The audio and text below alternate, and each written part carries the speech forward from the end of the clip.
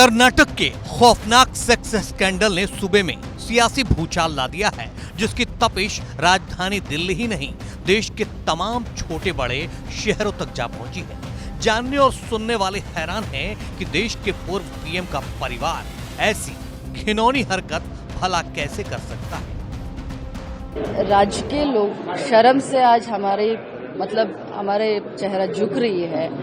ये पूरे देश भर में एक शर्मनाक घटना घटी है।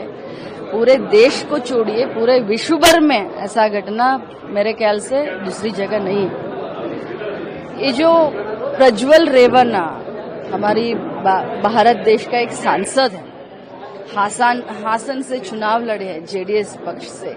मैं हैरान हूं कि कोई आदमी इतना बड़ा हैवान कैसे हो सकता है। जेडीएस और बीजेपी का एमपी कैंडिडेट कर्नाटका से प्रज्वल रेवन्ना, जो कि पूर्व प्रधानमंत्री एचडी देवेगौड़ा का पोता भी है, उसकी 3000 सेक्स वीडियो सोशल मीडिया पर वायरल हो रही हैं। बताया जा रहा है कि इनमें से कई लड़कियां उसके घर में काम करती थीं, कई पार्टी वर्कर्स थीं और कई तो गवर्नमेंट एम्प्लॉइज भी थीं। उन लोगों ने एफआईआर दर्ज कराई है कि ना सिर्फ ये आदमी उनके साथ रेप करता था, बल्कि उनकी अश्लील वीडियोस बनाता था, जिससे कि बाद तक वो उनको ब्लैकमेल करता रहे। इन बयानों से आपको बहुत हद तक पता तो चल ही गया होगा कि हम जिस खौफनाक सेक्स स्कैंडल का जिक्र कर रहे हैं, उसकी हैवानियत भरी दास्तान रोंगटे खड़े कर देने वाली है।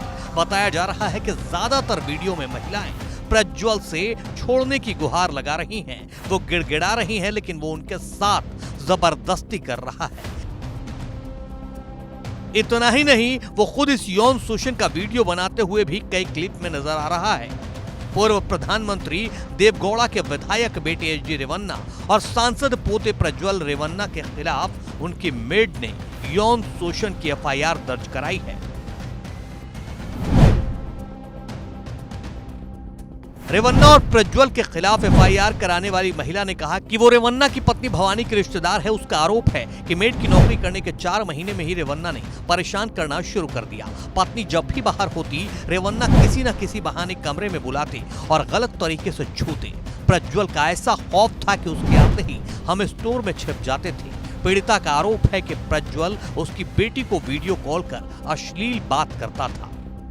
हैरानी की बात तो यह है कि जिस जेडीएस से कर्नाटक में बीजेपी का गठबंधन है, उसी बीजेपी के नेता का दावा है कि उन्होंने दिसंबर 2023 में पार्टी अध्यक्ष को एक पत्र लिखा था कि उन्हें एक पेन ड्राइव मिली है, जिसमें सरकारी अधिकारियों समेत महिलाओं के यौन शोषण के करीब 3000 वीडियो क्लिप हैं।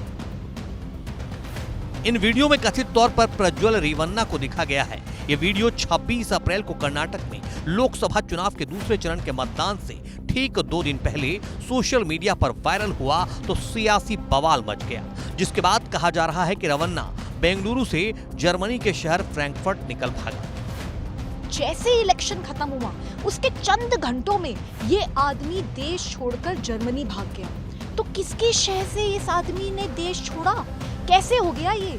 मेरी भारत सरकार से अपील है, ये आदमी चाहे दुनिया के किसी भी कोने में छुपा हुआ हो, इस घिनौने आदमी को घसीट कर वापस देश लेकर आइए और इसके खिलाफ सख्त से सख्त कार्यवाही करवाइए। कर्नाटक में बीजेपी की सहयोगी पार्टी और देश के पूर्व पीएम के परिवार से जुड़े सेक्स स्कैंडल को लेकर कांग्रेस सीधे पीएम मोदी पर हमलावर है। प्रियंका गांधी ने एक्स पर लिखा, जिनके लिए मोदी जी ने वोट मांगा, उन्होंने हजारों महिलाओं के साथ दुष्कर्म किया, हजारों महिलाओं के साथ।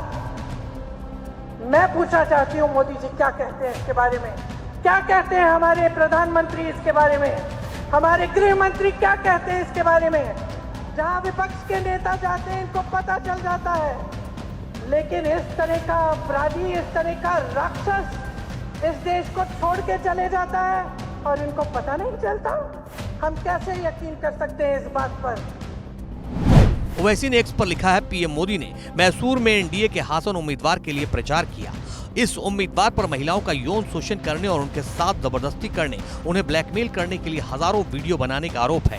भाजपा को इस व्यक्ति की पृष्ठभूमि के बारे में पता था और प्रधानमंत्री ने फिर भी उसका समर्थन किया। मोदी के नारी शक्ति, मंगल सूत्र की रक्षा आदि के दावों का क्या हुआ? वह अब कथित तौर पर भारत से भाग गया है। मोदी को भारत की बेटियों से माफी मांगनी चाहिए। मोदी को यह बताना चाहिए कि उन्होंने भारत की बेटियों की गरिमा के बजाय राजनीतिक सत्ता को क्यों चुना। सियासी बवाल और भूचाल के बीच सवाल बीजेपी के चाल चरित्र और चिंतन पर उठ रहे हैं। सवाल इतने सम्मानित परिवार का भी है।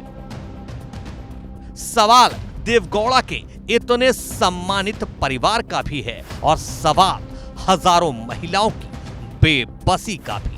फिलहाल कर्नाटक सरकार ने इस पूरे मामले में एसआईटी का गठन कर जांच शुरू करवा दी है।